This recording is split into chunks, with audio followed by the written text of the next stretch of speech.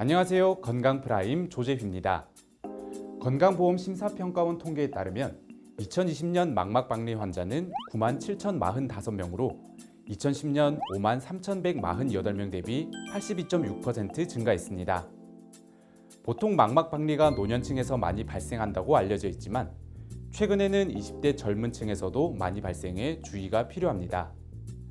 오늘은 응급 안질환 중 하나인 망막박리에 대해 알아보겠습니다. 망막박리는 망막이 안구에 정상적으로 붙어있지 못하고 분리된 현상입니다. 망막이 분리된 상태가 지속되면 망막의 영양 공급이 원활하지 않아 시세포가 정상적인 기능을 하지 못하게 되고 지속될 경우 망막이 기능을 잃게 돼 실명의 위험이 생깁니다. 망막박리는 발생 기전에 따라 열공성 망막박리, 견인성 망막박리, 삼출성 망막박리의 세 가지로 나눌 수 있는데요. 열공성 망막박리는 망막이 파열된 부분을 통해 유리체가 망막 밑으로 들어가 발생하는 것이며, 견인성 망막박리는 당뇨 망막병증, 증식 유리체 망막병증, 관통상, 미수가 망막병증 등에서 흔히 발생합니다. 마지막으로 삼출성 망막박리는 망막 열공과 유리체 망막 견인이 없어도 발생할 수 있습니다. 망막박리는 주로 노화에 의해 유리체가 액체로 변하면서 망막에서 분리되는 현상이 발생합니다. 유리체가 망막에서 분리되는 과정에서 유리체가 망막을 잡아당겨 망막에 찢어짐이 발생할 수 있고, 망막의 찢어짐은 망막박리를 발생하게 합니다. 또 고도근시 환자의 경우 망막박리가 일어나기 쉽습니다. 근시가 심할수록 안구 길이가 길어져 망막이 얇아지고, 또 근시가 유리체 액화 현상을 유발해 망막박리로 이어질 가능성이 높기 때문입니다. 그렇다면 망막박리는 어떤 증상들이 있을까요? 만약에 망막이 중심부를 침범하지 않고 주변부터 먼저 떨어진다면 환자분들은 시야 장애를 느끼게 됩니다. 위쪽 또는 옆쪽, 아래쪽에 커튼 치듯이 안 보이는 부분이 있어요 라고 보통 호소를 하시게 되고요.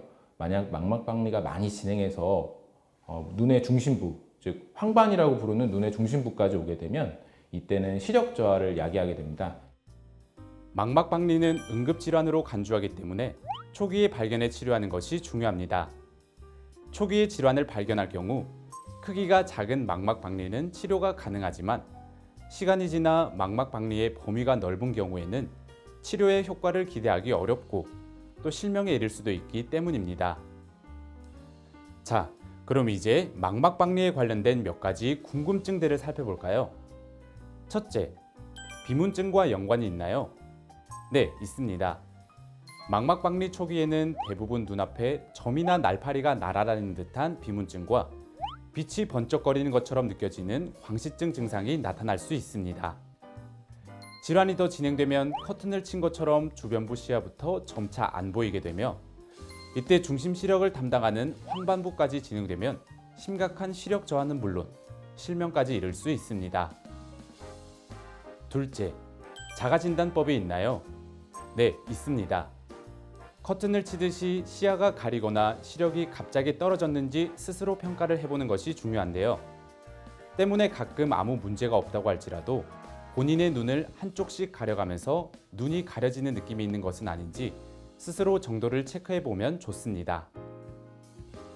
셋째, 예방법이 있나요? 안타깝지만 특별한 예방법이 없습니다. 망막박리는 환자들이 무언가를 잘못해서 생기거나 생활습관에 문제가 있어 나타나는 것이 아니기 때문입니다. 망막박리가 생겼을 때도 당장 주의하거나 조심해야 될 부분이 있는 것은 아닙니다. 때문에 평소 정기적인 안과 검진과 안저 건강 상태를 파악하는 것이 망막박리를 예방할 수 있는 최선의 방법입니다. 사실 이것과 관련된 연구가 영향력 지수가 굉장히 큰 안과 저널에 실려서 주목을 받게 된 건데요. 이제 정확하게는 포스포다이에스터레이즈 5 이니비터 계열의 양이라고 부릅니다. 그래서 사실은 이제 이 비아그라, 실데나필이라는 이런 계열의 약들이 혈관을 확장시키는 효과가 있습니다. 그렇게 되면 아까 말씀드린 망막 밑에 있는 맥락막에 투과되는 혈류량이 많아지면서 장액성 망막박리가 충분히 이제 생길 수 있는 거죠. 망막박리는 노화로 인해 생기기도 하지만 당뇨로 인해서 생길 수도 있는 만큼 당뇨병이 있는 사람이라면 당뇨 조절을 잘하는 것이 매우 중요합니다. 가족력이 있다면 안과에서 망막병증 선별 검사를 받는 것도 권장되며 혹시라도 증상이 발견된다면 조속히 치료를 해야 합니다. 삶의 많은 부분을 차지하고 있는 눈 건강, 건강할 때 지키시길 바랍니다. 지금까지 건강 프라임 조재휘였습니다.